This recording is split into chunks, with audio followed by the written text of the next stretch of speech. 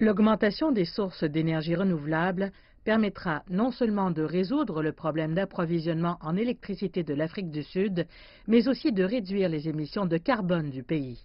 Le plan d'action sur le climat du G20 a récemment publié un rapport selon lequel l'Afrique du Sud affiche la plus forte intensité d'émissions dans le secteur de l'énergie de tous les pays du G20 en raison de sa forte dépendance au charbon.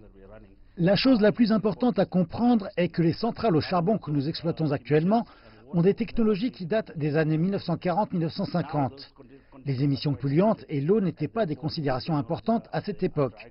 Ces conditions sont désormais très strictes et les nouvelles technologies existantes sont refroidies à sec. Et en termes de technologies à base de charbon, elles sont aujourd'hui conçues de manière à pouvoir utiliser le charbon rejeté afin d'améliorer réellement l'empreinte environnementale. Sener, une société espagnole spécialisée dans les technologies et l'ingénierie, a investi plus de 57 millions de dollars dans des infrastructures d'énergie renouvelable en Afrique du Sud depuis 2013.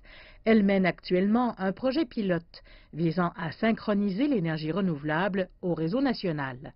Une fois terminée, elle sera en mesure de fournir à Eskom une puissance de 100 MW, soit suffisamment d'électricité pour alimenter 179 000 ménages.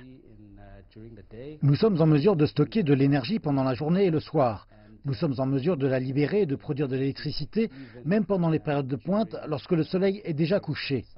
Sener est capable de produire pendant les périodes de pointe, mais aussi au-delà, si nécessaire. L'élimination du charbon prendra du temps. L'Afrique du Sud est l'un des plus grands producteurs de charbon au monde. Eskom n'est pas le seul à compter sur l'utilisation du charbon. L'exploitation du charbon emploie des milliers de personnes.